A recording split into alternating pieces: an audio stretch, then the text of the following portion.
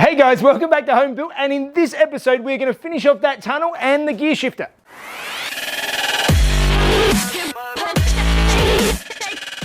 Okay, so before I get stuck into work for the day, I want to just go over the biggest concern that was in the comments over and over and over and over again last week is because I've changed this shift linkage around. Normally this shift linkage would be going back to here and the gear shift will be back here, and I flipped it over and put it forward.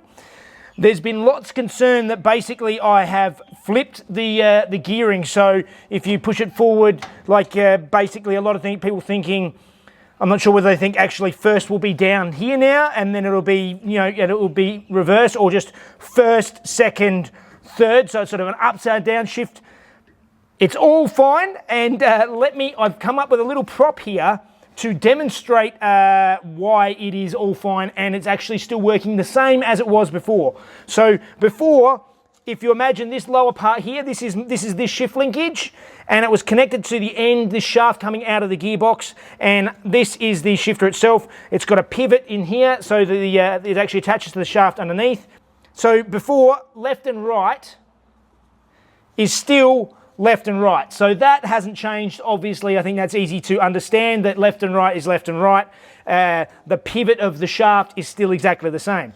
When you move it before, when you shifted it into first, from here you shift it into first, and you can see the bottom of that comes backwards. So you shift up into first, it would pull that shaft out. Flipping it around, if we go from the center into first, you can see it still moves that shaft backwards. So as you can see here, first pulls it backwards, first pushes it backwards, but as you can see, it's still going backwards to first, so the shift pattern is unchanged. It all works the way it's supposed to. Don't worry, I had to double check it myself when I first did it. I'm like, is that gonna work? Yes, it works. So anyway, hopefully that has cleared up that the shift pattern has been completely unchanged, and I'm quite happy with this.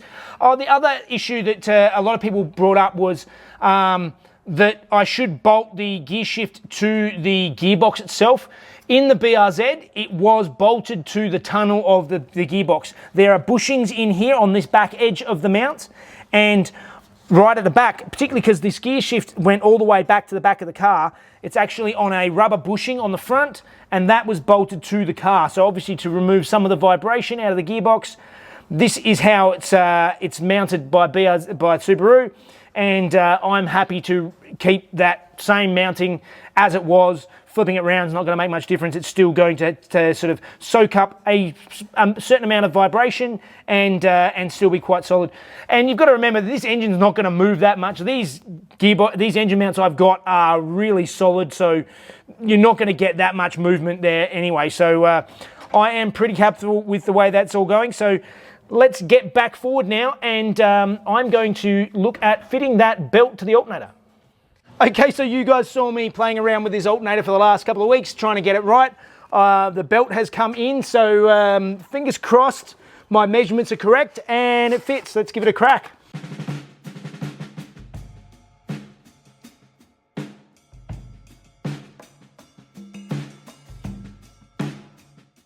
All right, that's beautiful. I can leave that and move back onto the tunnel.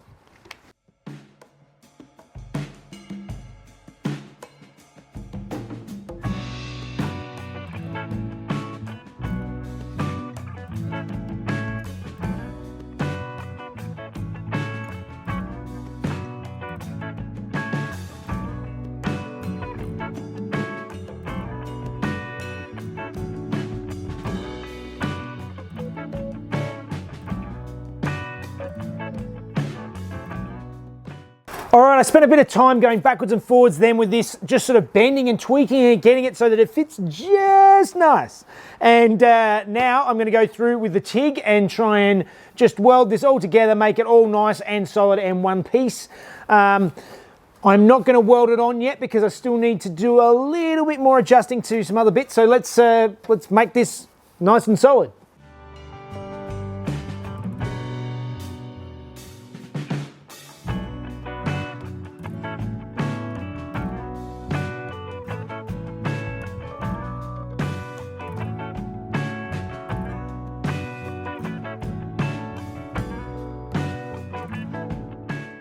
All right, that was a lot of work with the TIG, but we've got it all as one piece now. It's all welded up. Now it's time to start hitting it with the grinder, with a flat disc, and tidy this all up, and then see how warped it is in the end.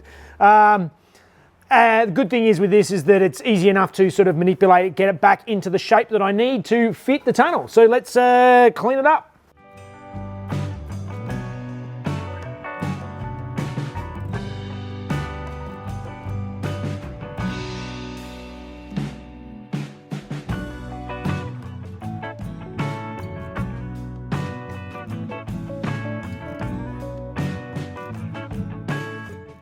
All right, the tunnel is looking pretty good now. It's still going to need some final tweaks to get it to sit perfectly when I'm ready to actually weld it in, and that's not a big drama. Now, I did mention last week that the gear stick, I was trying to get it to sort of sit back further, and I still need to put the mounting point on the front edge, which will actually be mounted to this tunnel as well. I still need to do that, but before I do that, let me show you what I did when I lined up this top part of the bracket.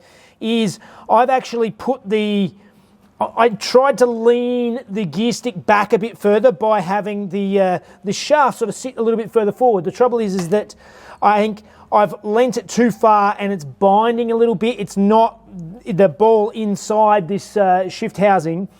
I've set it up so that to try and get it down into sort of the second, fourth, sixth range of gears. It's binding against the edge of the housing, and I don't think it really gets into sixth gear very well at all. I don't think it stays in there. So what I'm going to have to do is I'm going to have to move this whole bracket forward just that little bit, just to make it right. So let's cut this out now and get it to sit properly. On another note, I wanted to make this a gated shifter, but now seeing the way that I need to set this up, the trouble is if I did put a gate on it like the old Ferraris, which would be fantastic, the gate would have to sit up really high because you had to get enough movement in the gear shifter to be able to make a gate. The gate would be up here. It'd just look ridiculous. It's not going to happen. So we're going to have a shift boot. Unfortunately, it's just the way it's going to be.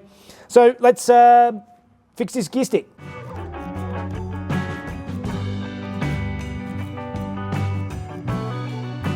All right, that slight adjustment there on that positioning, that is much better. I have full range of movement in all the gears. I may actually cut off this gear stick later and do something about this reverse lockout. I can cut it off and weld on another angle out to sort of the angle I want. I can. That's easy stuff to do later.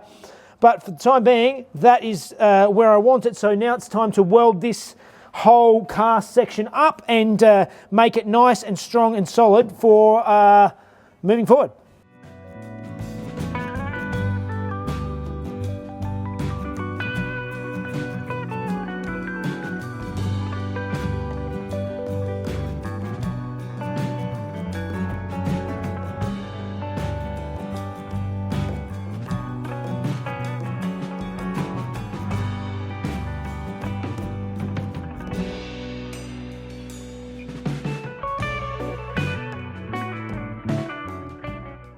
Okay, so now I've gone through and welded up this bracket much better. I've actually gone through and welded on these extra pieces on the outsides here, which were actually the other parts of the arm that I cut off previously.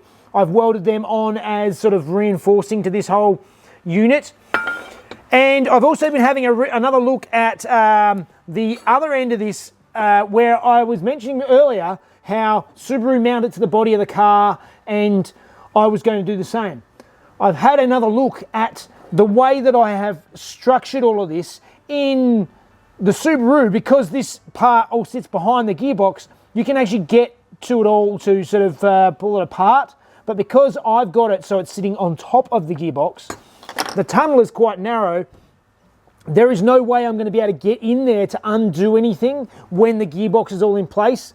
So I have made it difficult for myself in some ways, because the gear stick is probably going to need to be on the, like through this shaft. I may be able to put it in from the top, but getting the linkage connected up is going to be difficult.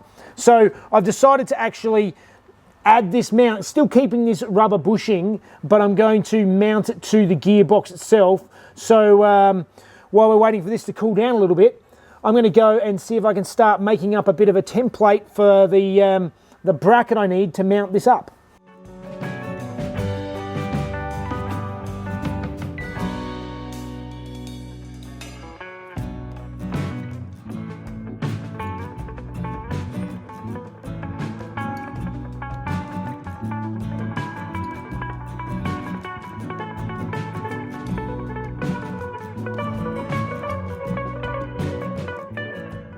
So I've got a weird looking template I just made up, and this is going to bolt onto the top bolts of the center of the gearbox, and above that, that's where the mounting bushing bracket is going to bolt up for the gear stick.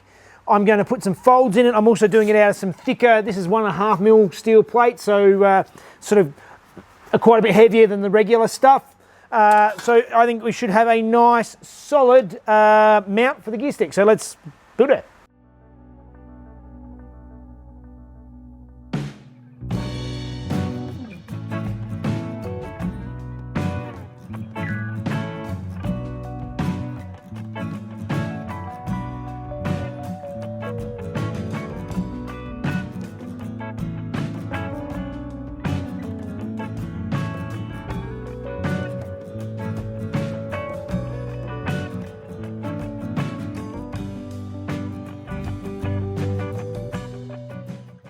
And there we go. We actually have a gear shift that all works. I can change all the gears. Neutral, first, second, third, fourth, fifth, sixth. Move it over, lock out, and there's reverse. So it still all works the way it's supposed to. Now the reach is, if I'm sitting in, the steering wheel is obviously going to come back further when I actually mount it finally in the car. I'll have to have it sitting further forward a little bit, probably by about 100 mil or so. So the steering wheel is a little bit further forward, but the gear stick is still just, it's at the limit of where it's a bit further forward than is really realistically comfortable. So that's something I might look into, but at the moment, the whole gear mount, it's on rubber bushes, so it does have a little bit of movement to be able to soak up the bumps and stuff and the vibration, but still nice positive engagement. So now it's time to see if we can get this tunnel to fit over the top.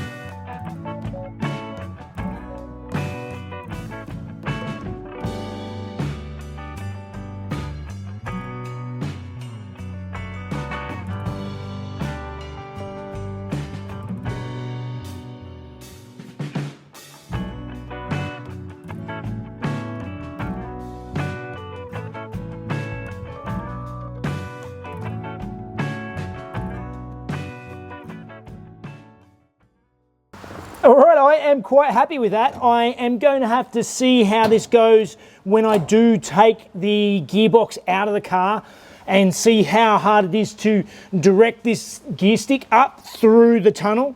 Obviously, that's going to make getting in and out slightly harder, but it will be quite difficult to connect the gear stick up afterwards. So I really want to make it so that I can still move the whole gearbox back far enough and drop it down and get it out of the car while the gear stick is poking up through this hole. As you can see, I've tacked the tunnel in place. The tunnel is now solidly tacked into the car, but I have to remove the engine and gearbox and everything to do that, and I don't have time to do that today. So I think that means it's time for Fun Facts with Mrs. Jeff.